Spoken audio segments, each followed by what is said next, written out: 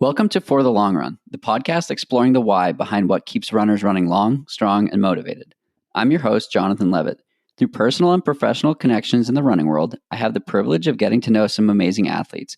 I've always been fascinated by the psychological aspect of running, and this podcast is aimed at exploring this and much more. I hope you enjoy.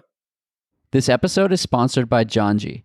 Janji is a local to Boston running apparel company dedicated to exploring, connecting, and giving back through running. Inspired by travel, informed by function, and built for adventure, Janji makes running essentials to equip you wherever you run or roam. The company was founded on the core belief that water is a human right and donates 2% of their sales to supporting clean water organizations around the world.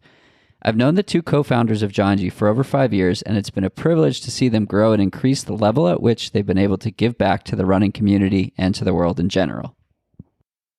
Welcome back. I have Christine Yu joining me on the podcast today. Christine, thanks so much for taking some time to chat. Thanks so much for having me. I'm excited to be here. For sure. So for those who might not know, who is Christine? So I am a freelance journalist. I cover mostly sports and science and health. I write for publications like Outside Magazine, Women's Running, Women's Health, Washington Post sometimes, Runner's World, kind of a whole range of different places. I live in New York City. I'm a mom of 2 boys who are, my goodness, I can't wait until they're out of my house a little bit more. But they're in 6th and 8th grade. So, they're thankfully they are more or less independent, although they take up a lot of space in my small New York City apartment and eat all my food, but that's okay. And I'm a soon-to-be author. I'm working on my first book. Awesome. Well, I've wanted to have you on the podcast for a while now, and I love what you do as a writer, and you featured me in your writing, so figured I'd have you on, not for my writing, but for the audio component here. So it's been cool to watch the growth of the growth of interest in running in general. And you come to it at an interesting intersection of not just entertainment, but science. So where did that interest come from?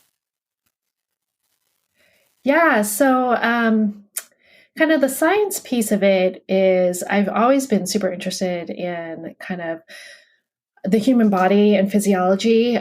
My plan from when I was little was, it was to go to medical school. That's what I always thought I was going to do. I went to college, was pre-med, had planned on, applying to medical school and all of that, took the MCATs and everything, kind of took a big right or left turn somewhere along the way. And decided that, it was mostly because I realized that, I was super interested in healthcare and healthcare issues. I didn't necessarily want to treat patients necessarily. I was more interested in kind of the systemic issues and what was going on in our healthcare system. So I actually went and got my master's degree and got a master's in public policy to study those issues a little bit more. But, kind of through it all, right? Like I've kind of remained interested in, just what goes on in the body. And, part and parcel to that, I've always been super interested in sports. I grew up playing like pretty much, I feel like every sport under the sun. And, just love participating in it, love watching it, love being a fan.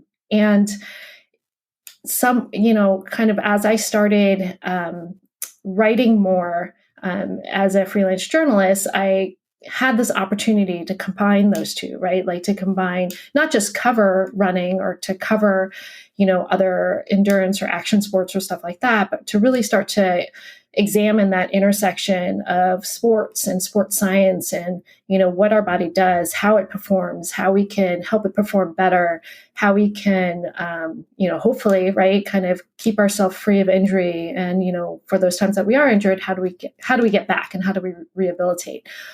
So it's been super fun for me personally, right? Because I just love reading and learning about all this stuff anyways. And the fact that I can write about it and talk to other people about it and share their stories and share their work is kind of like a huge bonus.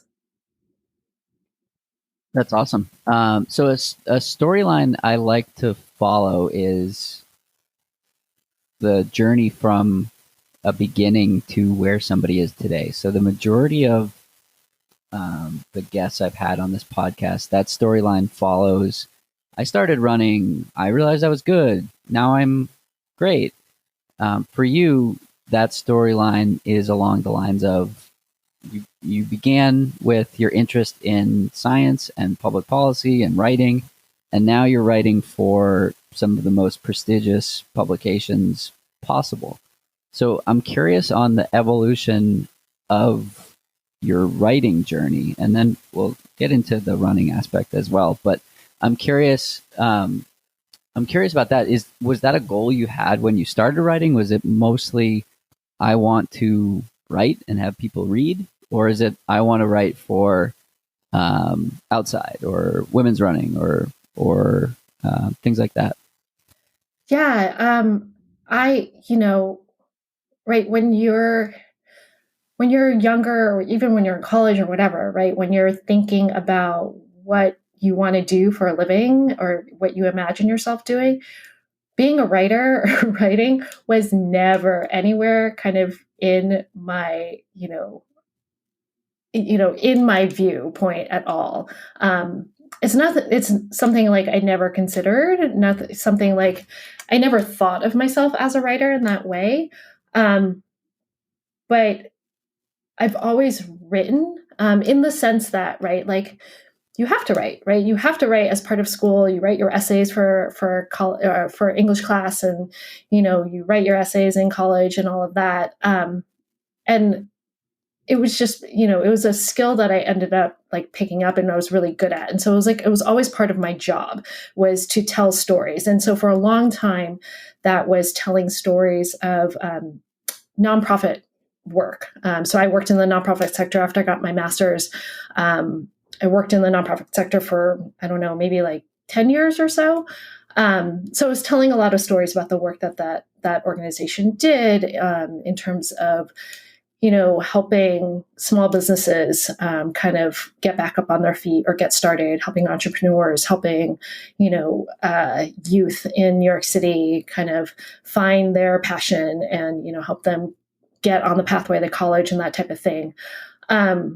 Writing honestly didn't really come into my life until I think it was like 2011 when I randomly decided to start blogging. So it's like at this kind of point where, right, all these running and health and fitness blogs were like the thing to do. And I started blogging about about learning how to surf because I became very obsessed with it very quickly. And then that slowly kind of evolved to, sharing just stories about not only surfing, but just kind of fitness in general, running, my life and family, and kind of balancing all of that. And it was, again, really through that I realized I missed, or I really wanted having this creative outlet, right, to kind of craft stories and to craft my own stories. Because to be honest, I probably for the longest time never really thought that my own stories were really worthy of being told in that way. I was happy telling other people's stories, right? And kind of, having conversations with other people about what they did and, about the amazing things that they accomplished, but never really thought about myself in that light. So starting to write this blog and have, kind of building this community of support amongst other, bloggers and, readers and all of that, really kind of reinforced for me that like the power of creating our own narrative and shaping our own narrative, right? And kind of what that is. So that's where it kind of started to bring me into this more like focused writing around storytelling, around sports. And really from there, like, honestly, and like, I hate saying this because I don't feel like it's super helpful for people who are like interested in like pursuing a freelance career or anything like that. But honestly, like, it was a lot of like luck and good fortune in a way that got me my foot in the door into journalism. It was like through some connections, some people that I knew that like hooked me up with my first writing gig, which lucky for me, right, happened to be working with ESPNW at that time. And, I slowly, as I started doing this more, again, kind of realized like I really love telling these stories. I really love telling these stories of different people. I love learning about this stuff. And it kind of just, slowly built up from there. Yeah, I think that natural evolution is incredible. It's like you don't. Would you say you didn't really have a plan and it just sort of came about, or was it a little more outlined than that? I had zero plan. And because I have no journalism background, right? It's not like I went to school and got a journalism degree. I never worked for my school paper. I never had an internship. So, for me, when I was starting out, it was kind of like, oh, let's try this out. Like, this is super fun. I really enjoy writing. I think I'm kind of decent at it. I wonder if I could make this freelance writing thing go, right? Like make it, into something. And at that time, right, I was figuring that like I don't know, maybe write an article or two here or there. I was still working kind of in the nonprofit sector, mostly consulting at that time, but I figured like, oh, this would be a fun way to kind of mix up my work because I was super, to be honest, right, I was super bored of my work, in the nonprofit sector at that time. So there was absolutely no plan. It was a lot of like figuring out along the way, a lot of making mistakes. I talked to a lot of people just in terms of trying to learn the industry a little bit more. But yeah, there was no plan. There were kind of these dream magazines and publications that I wanted to get into because I loved reading magazines, growing up as a kid, like kind of just immersing myself in all of that. And once I started writing, I was like, oh, maybe I could get my, a byline in one of these magazines. That would be really cool. So it was, kind of slowly starting to chip away at that.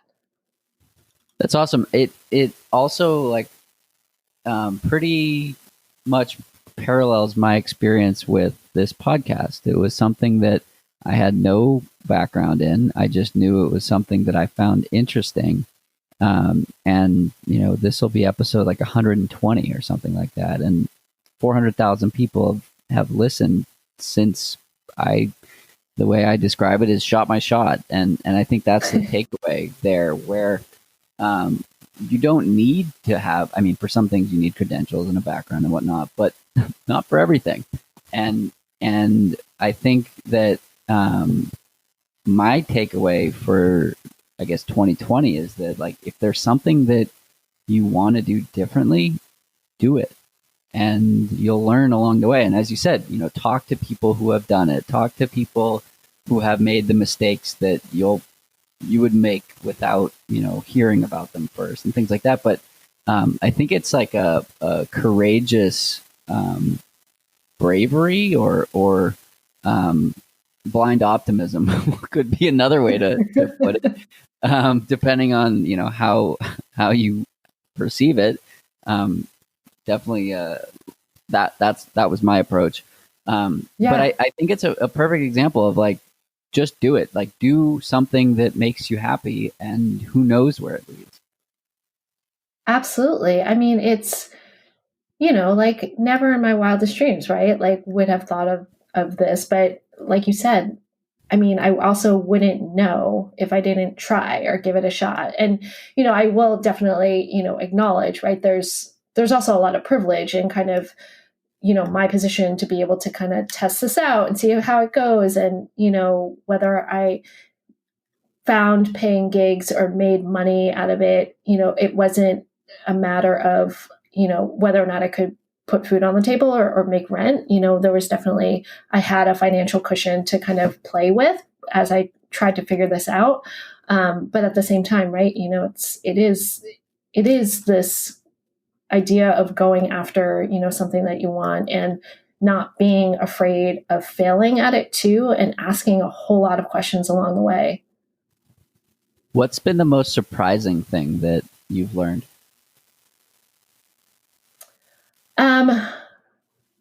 From the whole writing process and journey? However you want to interpret it. Well, I will say,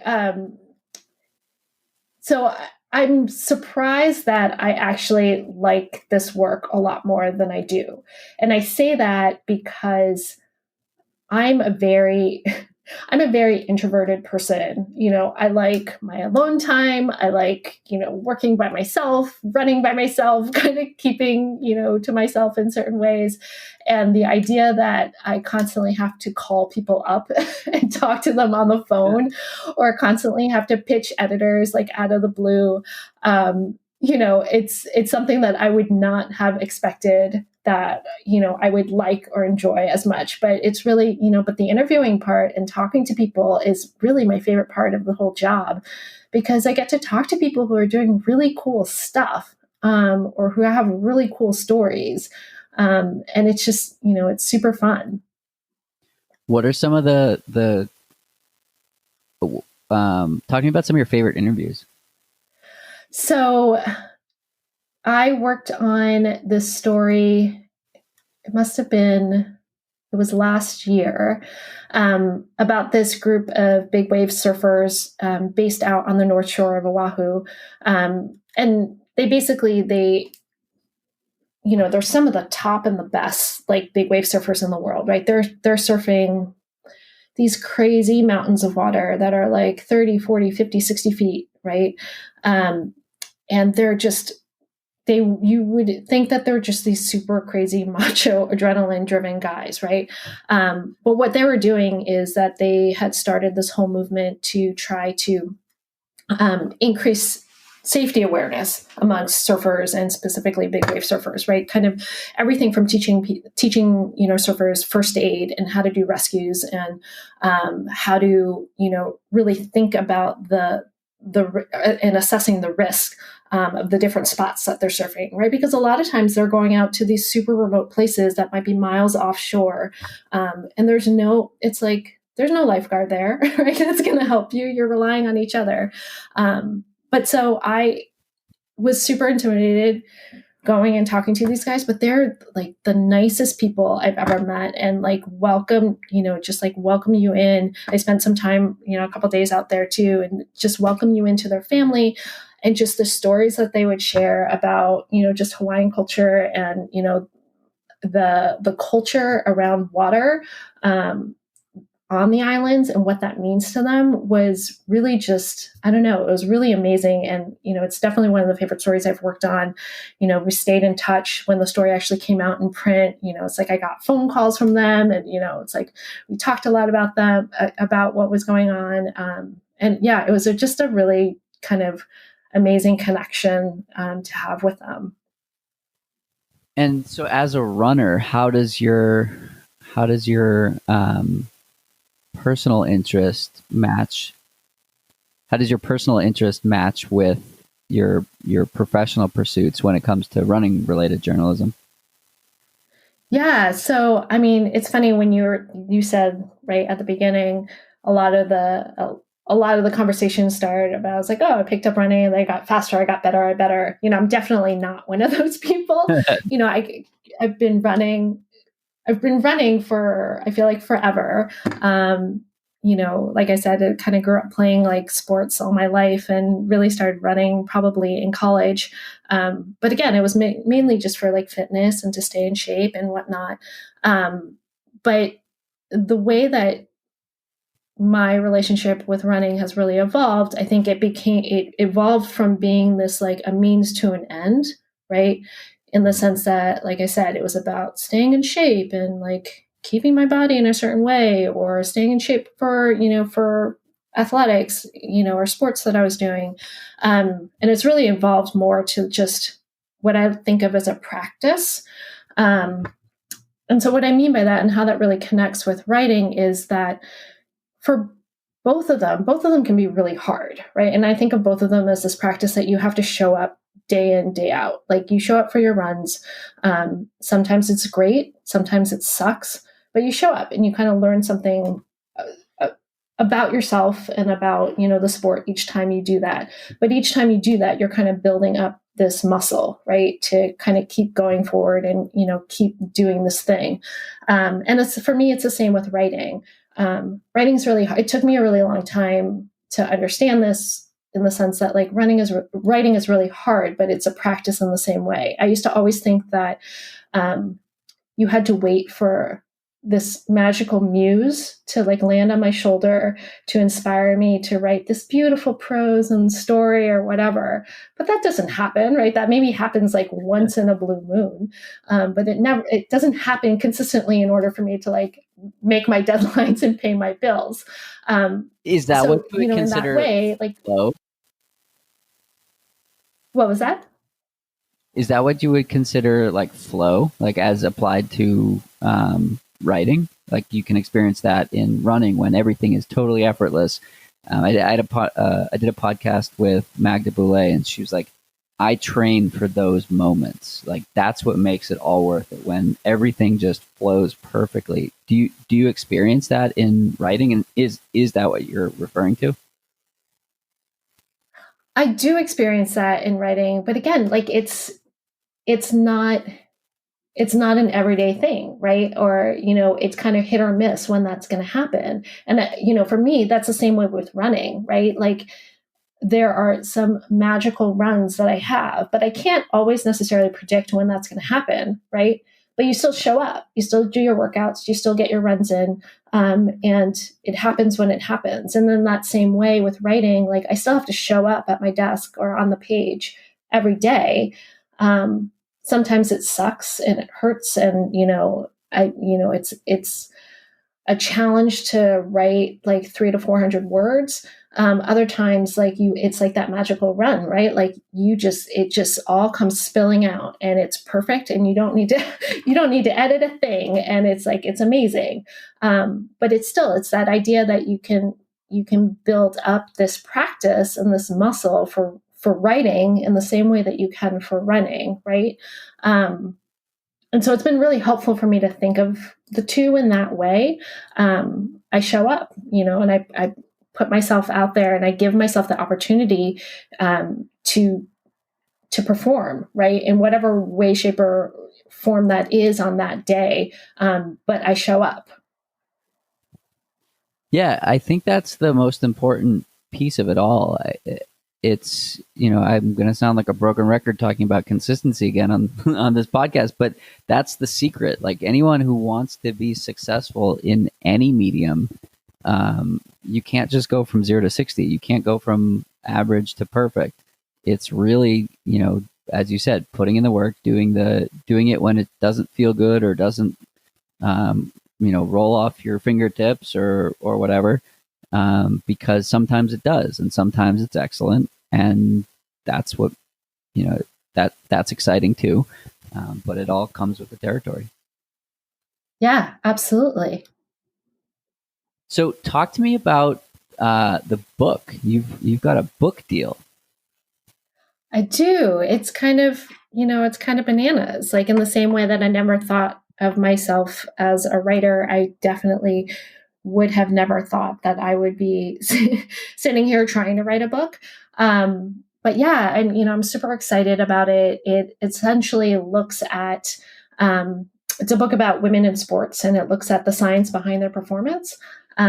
So the premise of it is that women have historically been underrepresented in sports science research, right? So the vast majority of research is done on male bodies, and I think it's something like 3 to 4% of sports science studies on like performance related outcomes are done on women only, right? So we have this huge gap of knowledge, and a lot of what we do know about exercise science and sports nutrition is based on men, and then those principles are generally and broadly applied across the population, which in some cases might be fine and is okay, and in other cases there might be opportunities that we're totally missing out with women because men and women are different, right? And primarily men and women are different because women's hormonal environment in their bodies fluctuates every month on a cycle, right?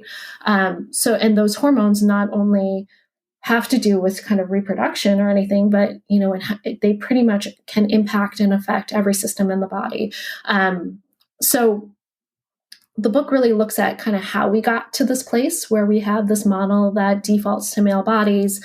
And then it looks at all the really interesting and exciting research that's been going on in recent years, that's starting to bridge that gap of knowledge, right, between of women and what we know about women's bodies within a sporting context, and how different athletes and coaches and teams are starting to put some of that information into use and into practice. Yeah, I'm super excited about it. It's a whole lot of it's a whole lot of information, a whole lot of scientific research to kind of cull through and make sense of and synthesize. But yeah, I'm excited to be working on this. Yeah, I think yes, absolutely. I'm excited to read it.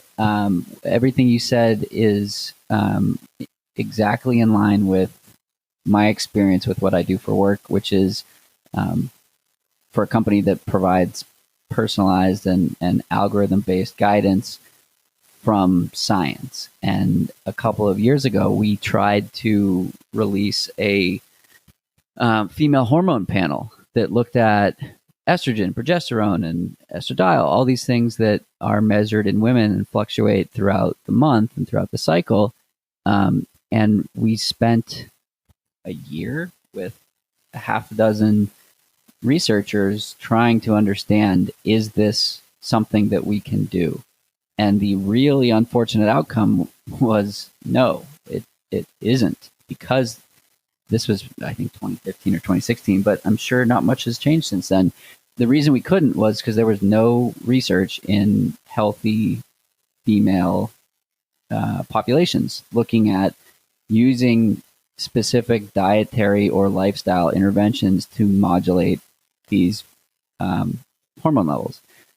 So to put it simply, nobody knows. Nobody knows what to do.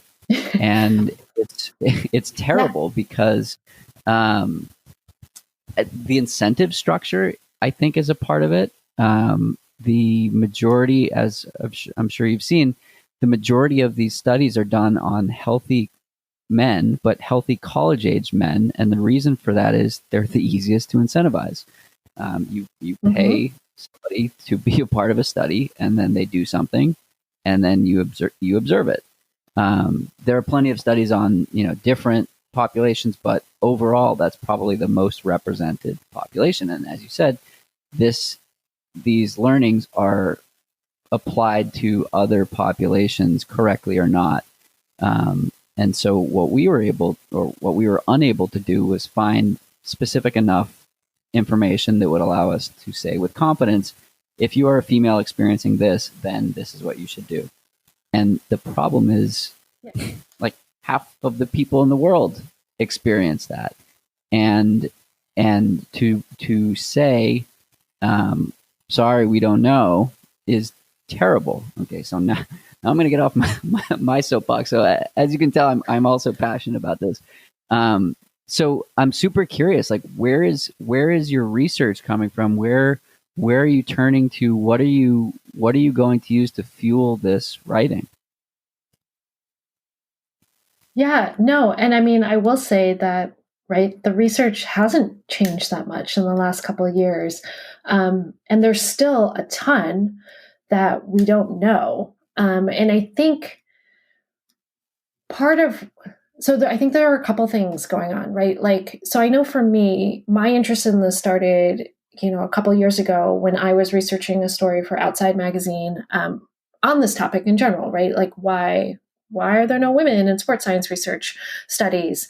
And, it made me realize that whenever, like, I just took for granted, right? Like, I kind of looked at a lot of studies or I would hear about studies, but I wouldn't necessarily question, right, who the population or who the participants were.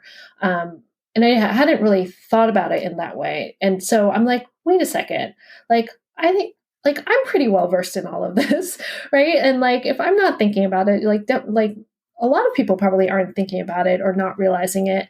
And why is it taking me, in my 40s now, right, to realize what's going on and what's happening, and why don't we have more information about this, or why isn't this more well known? So I feel like, there's this huge gap in knowledge that is out there. And, definitely in the last couple of years, there's been more of a recognition, right, that this gap exists and that differences exist between men and women. I think part of what's starting to happen is like now that we recognize that, like you said, people want to know what to do, right? And, honestly, like it is going to take a while for the science to get there, to get to a certain level of like evidence-based consensus around, if you experience X, this is what you should do, right? And so I've talked to a lot of the researchers who are leading this work, a lot of folks actually over in the UK who are doing a lot of innovative work,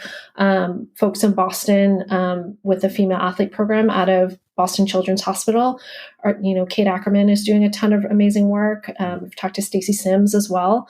And, there is this kind of tension right now between, like I said, this gap, and like people want to know what to do, right? Because like I experience this, or I'm experiencing symptoms that might be related to my menstrual cycle, or might be, whatever it is. What do I do about it, right? So it's like, how do you, until the science gets there and we have like a stronger foundation and evidence base to support it, until we get to that point, like what can we do for women, right? Like, because otherwise it's just like turning them away, or like putting a hand up and being like, sorry, what can I, can't help you. Right. So it's really interesting kind of seeing like this tension between like the want and the need for more prescriptive guidance versus, what the science actually says. And it is conflicting. There's some really interesting research and a lot of really interesting trends that are starting to emerge. But again, like a lot of that needs to be validated, with additional studies, with additional work, with, bigger populations of folks. It's tricky. For sure. Thanks again to Janji for sponsoring the podcast. I've enjoyed seeing Janji grow over the years, and their gear has only gotten better as time has gone on. I have a few pairs of both the AFO split and AFO middle shorts and highly recommend them. Their singlets are super cool too. You can take 15% off all month with the code FTLR15. I hope you love them as much as I do. And now back to our conversation. One of the things that you mentioned before we started recording is that you were looking to chat with some more athletes. So do you want to talk a little bit about that and about what you might be looking for in terms of that conversation? Yeah, absolutely. So this book is very much like narrative nonfiction, right? So it's not like your traditional, more like training nutrition guide, like this is what you should do and this is what you should eat type thing. But it really, tells the story behind like what's been happening, up until this point, what's going on now, and what it means. And as part of that, I'm incorporating a lot of stories from different athletes. So sure, kind of at the elite and the pro level, but, really all across the age spectrum, all across like the experience spectrum, and not just running too. So, right. So really any sport under the sun, but I'm looking for, specific stories from different women, who have kind of faced different challenges in their athletic life, right? So that could be anything from like injury, like concussion or ACL tears or bone stress injuries, things like menstrual cycle dysfunction, challenges with like nutrition and like low energy availability. I know you and Emily Krause talked a lot about that in one of your past episodes. Challenges with like training and pregnancy or postpartum period, really like women who have either faced challenges kind of in dealing with their female physiology or finding answers for how their physiology affects or impacts their sport and their performance or injury and rehabilitation, as well as like stories of folks that, have really triumphed, right, in face of all of that, and in face of, not having all this information that we're talking about, right, to kind of really tailor and guide, what that training might ideally be. I don't know if that's very Well, clear. Like, basically, yeah, I I want to mean, talk to people. exactly. People with interesting story, women with interesting stories, and success or not. So I think that's awesome. So if you're tuning in, Christina's super accessible on social media, particularly Twitter, and just reach out to her.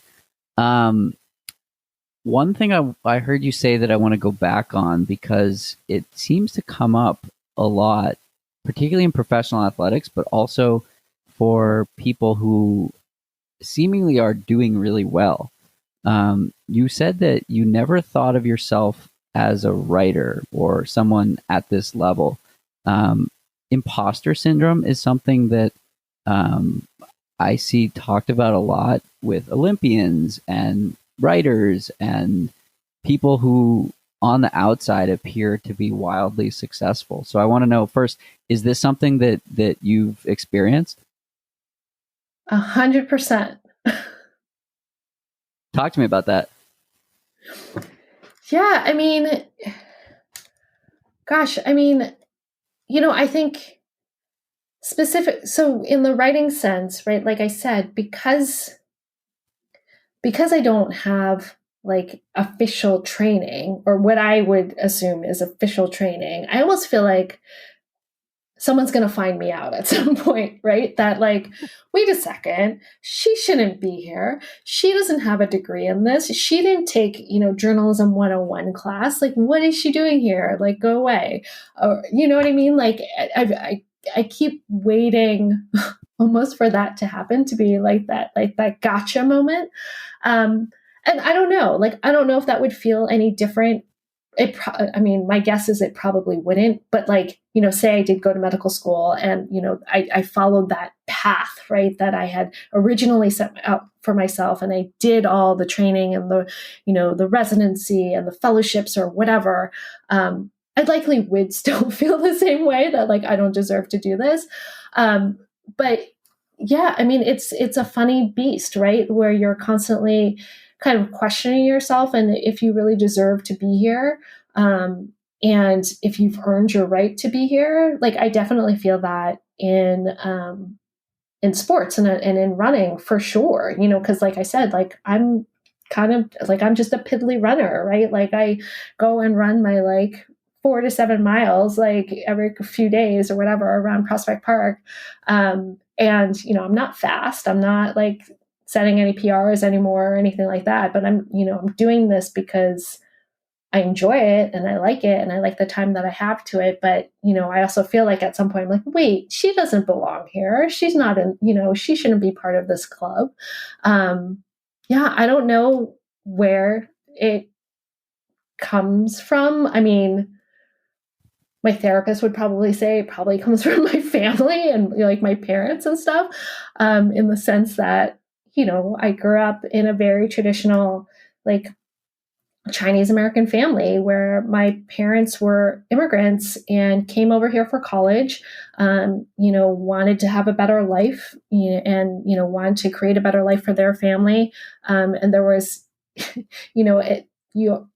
it sounds like a joke and kind of just a stereotype, but yes, my parents were the ones who were like, if you brought home a 98 and they're like, where are the other 2 points? Like, that happened all the time. So it's like, so it's like kind of growing up with this almost chip on your shoulder, right? Where you're, no matter how hard you try, you're not good enough, right?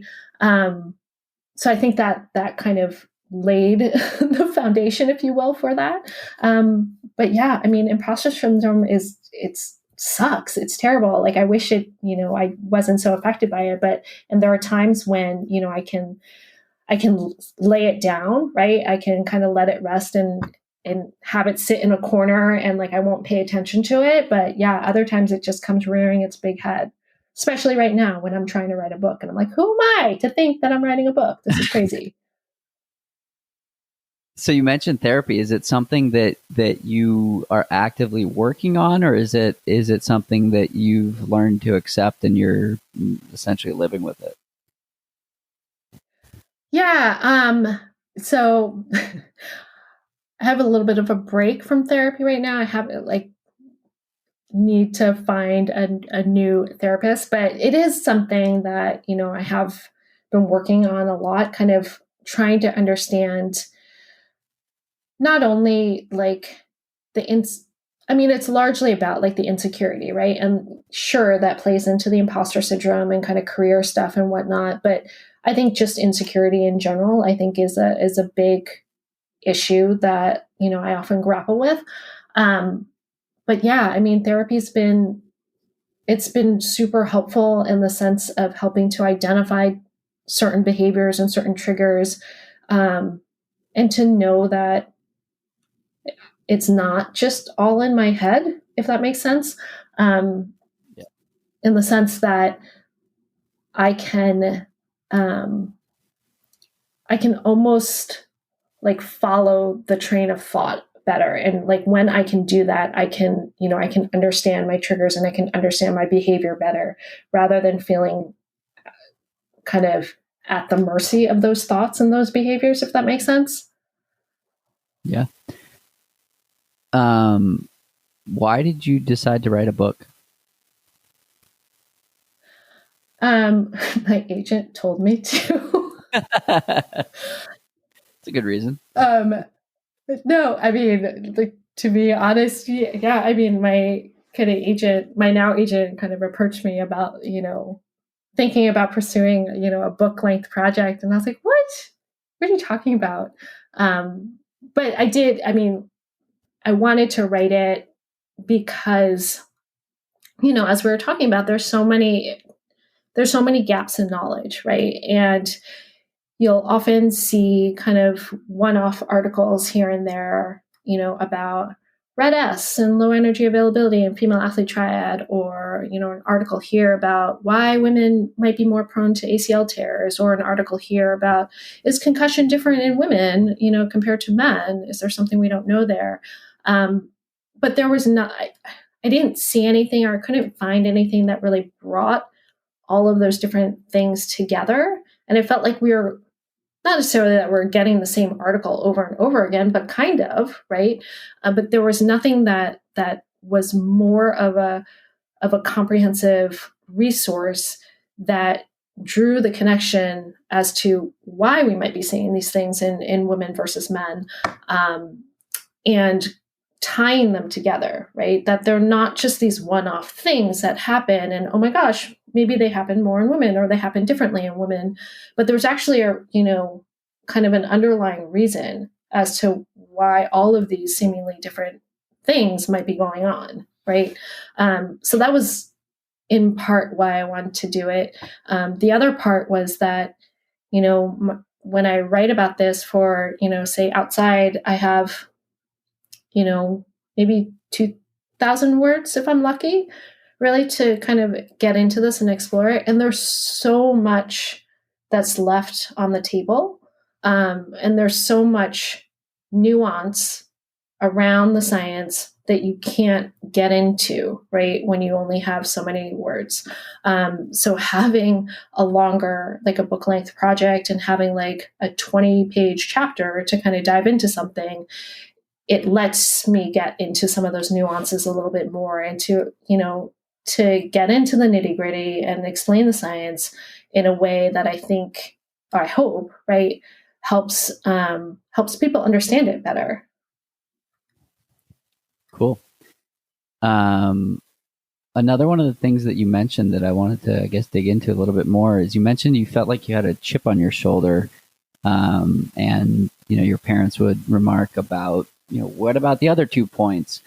So as the daughter of immigrants, how does that factor into your experience? And the context there is, I find motivation to be a fascinating driver of action. And so I want to know, like, how much is that a motivating factor in your experience, both running and writing? Yeah, I would say probably growing up, right? And when I was younger, I think the huge motivating factor was not to piss off my parents, not to make them mad. And, the way to make them happy and proud of me, right, was to do well in school, and was to, be a good student, be, a good member of my school and like my class and whatever that means, right? To be a good team player on my sports teams and stuff like that. And I, you know, even at 40 years old, probably some fear of my mother still motivates and drives me to a certain extent. But like in all seriousness, like I think that it's like knowing, and I think about this a lot, especially in the context of what's going on right now in the country and stuff. And like I think about everything that my parents risked and gave up, right, to come over to this country, to start over, to leave their families behind and all of that, in the hopes to create a better life, for their future family and for their kids. So I think about that a lot and kind of think about like what's going on right now in the sense that not that I owe it to them, but like in a way, kind of, right? In the sense that they did all this stuff for me and my brother and my sister. They put us in this position and gave us, incredible education, incredible life, like growing up. Not that I owe it to them to do something like meaningful or, make my mark or anything like that. But it does drive me to like want to be a better person because of that, to want to do well by them and it's still to make them proud in that way, that, I'm doing something that is leaving my mark, that's, different from what I initially thought, right? In the sense that I'm not a doctor and kind of healing people and helping people feel better or whatnot, but figuring out a way in which I can have a voice and have a say, in my work and have that mean something. I don't know if that answered your question. I don't know if I know what I was saying. It totally does. And would you say that success to you is an ever moving goalpost that you're just like, it's just in front of your nose? Oh, absolutely. And what success means too, right? Like, cause it meant something completely different when I was in college or when I was, in graduate school or something like that. And it definitely means something different now, right? In terms of where I am in my life and my family and kind of what our priorities are as a family. It definitely, success changes. It's not, whereas it might have been about prestige or, a certain job title or, living in a certain kind of apartment or something like that. It's much more about kind of lifestyle, for my family now, in terms of having the flexibility to, even things like pick my kids up from school, right? Like that's something that I enjoy doing. And I want to be able to create my life around that in the way that like I can be there if they need chaperones for field trips, if they ever do that again in this lifetime. But you know what I mean? But like to have that opportunity to kind of help them, go on a field trip or help them with their homework. And I'm not in an office from 8 until 8 every night, that, I can make dinner for them and stuff like that. And then, I can work around my schedule. Like I can move things around in a way that works for us.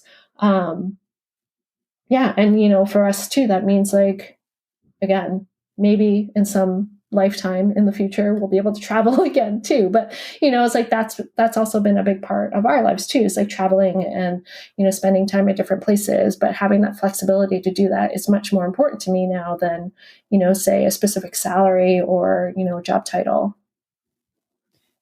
Makes sense. Talk to me about balance. One of your writer and neighborly colleagues, Lindsay Krause, had a really interesting take on balance. She described it as a triangle that takes on different shapes, and there are different pillars that are more important in some seasons than others. So I'm curious, first, if you believe in balance, and if what would be what is your experience with balance?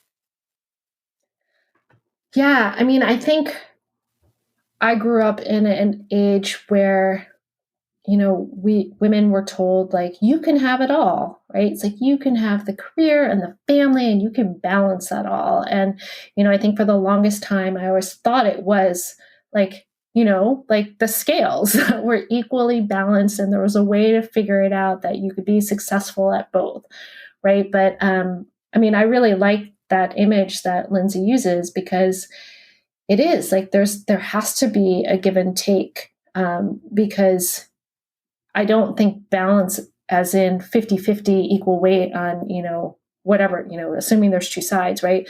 I don't think that exists. And I don't think that that's a reasonable expectation, because I think it sets people up for, a lot of disappointment and a lot of shame in a way too, that you can't achieve that. But the idea that, things do shift as the seasons change and your priority might be in this one bucket, for this amount of time. And so that might mean, right now, like my priority is, gosh, just trying to write as many words as I can. And so that means like my house looks like crap right now. It's like the house is dirty, there's stuff all over the place. My kid, I'm not spending as much time helping my kids with their homework or, projects or whatever. But I also know that that's for a short period of time, right? And then eventually kind of the pendulum will swing again. Yeah, it's really hard. And I think that, being in quarantine and all of this has really brought a lot of that in high relief, right?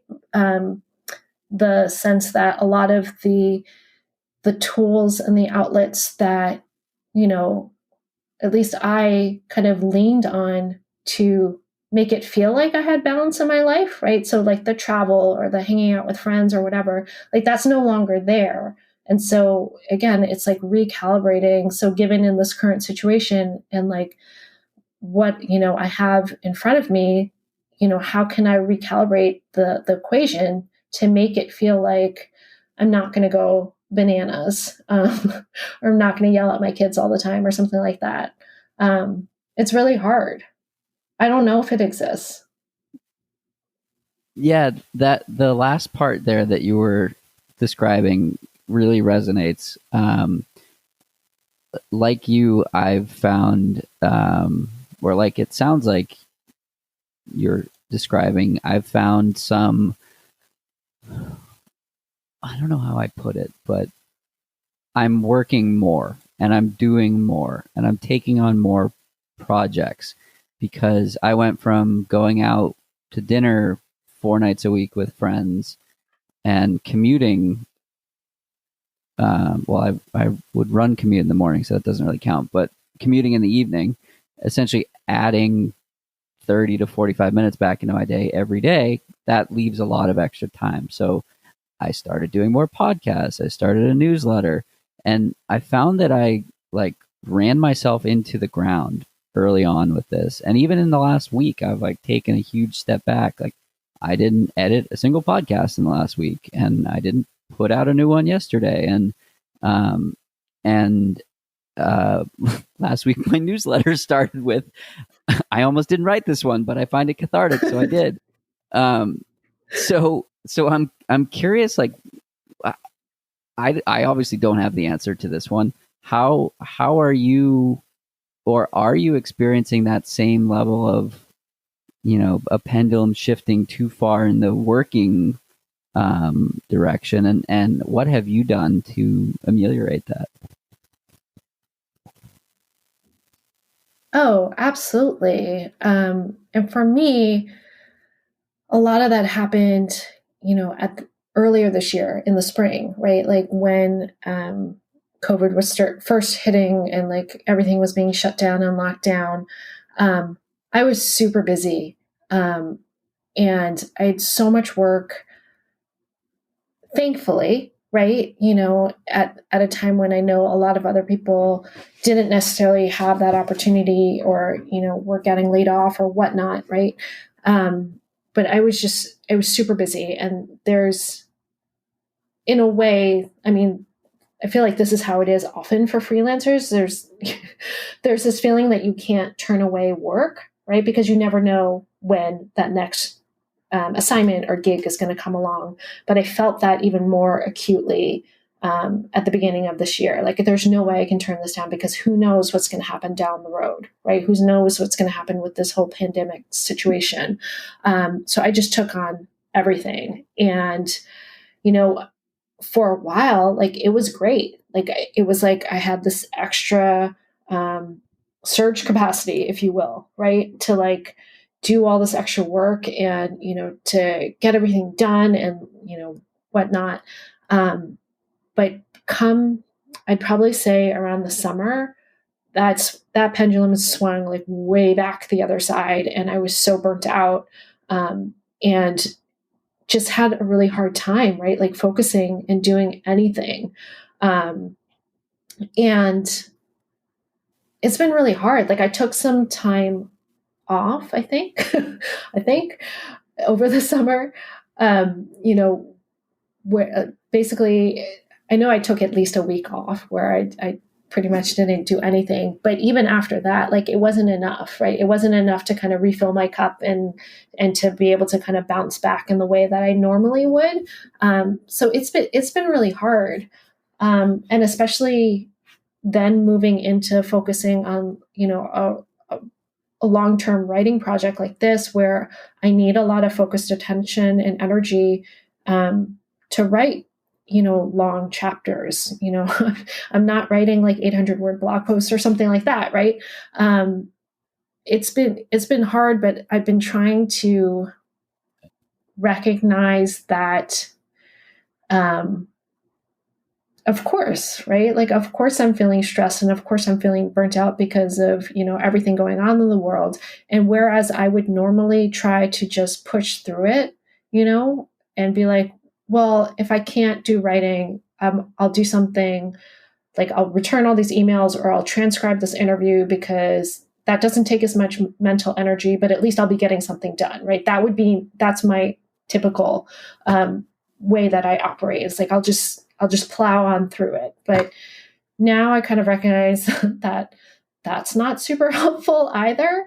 And that when I start to recognize these signs, when, I'm feeling really tapped out and burnt out, and, whether the words aren't coming on the page, or I can't think clearly, or I can't even just, focus, and I'm just like switching from one social media platform to the other because, I'm like a squirrel, that I just need to stop and, turn off my computer, go read a book, or go for a walk, go for a run, go play Legos with my kids, or, play the piano or something, right? Something completely different, and get my head out of that space. And it's fine. And I will get back to it the next day, because if I just keep pounding my head, I'm not actually going to get any quality work done. And I'll end up being in the same place tomorrow, and I'll be more exhausted than if I just stop now and, pick it up again.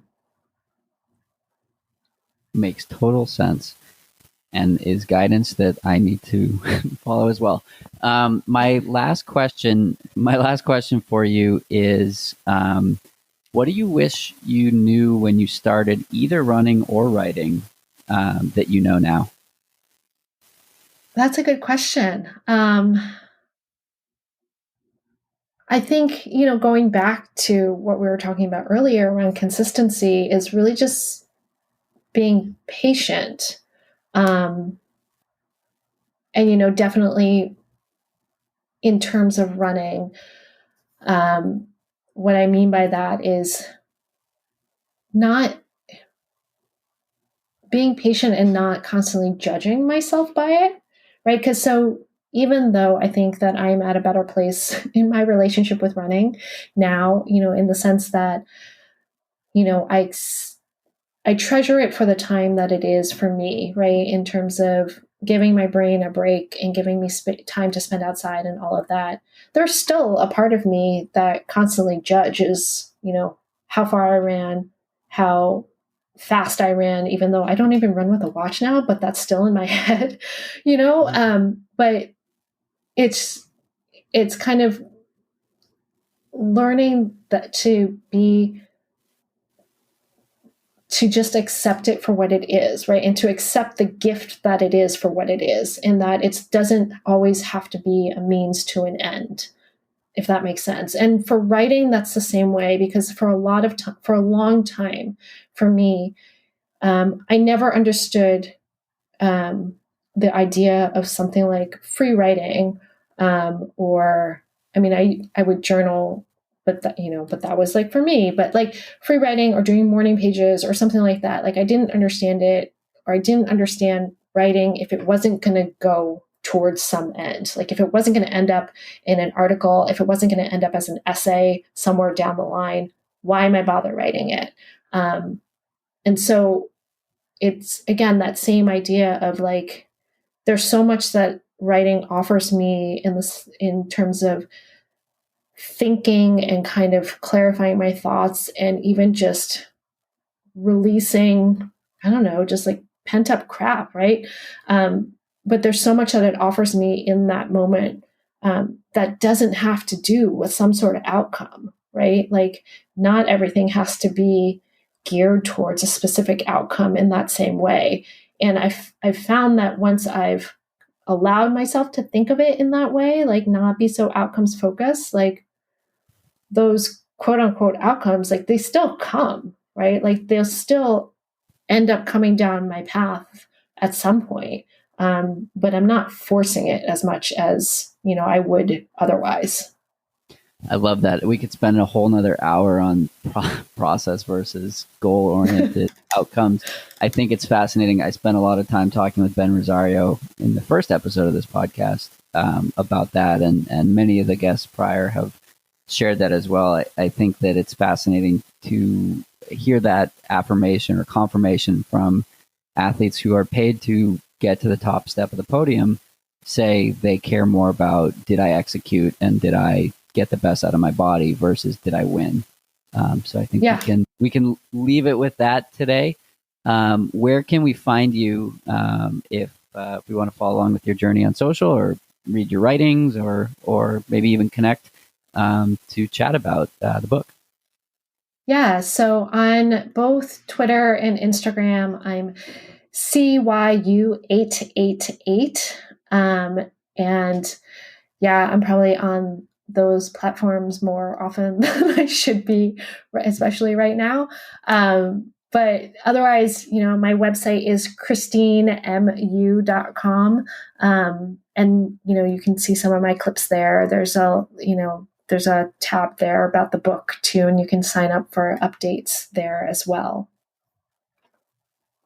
Awesome. Well, Christine, thanks so much for taking the time to chat, and very excited about the book. Thanks so much for having me. This has been super fun. Of course. That's it for today's episode. Like many long runs, it's sad when it has to end. I hope you join in next week on For the Long Run. And in the meantime, happy trails. If you've enjoyed this episode, it would mean a lot to me if you shared it so that others can find it and enjoy it too.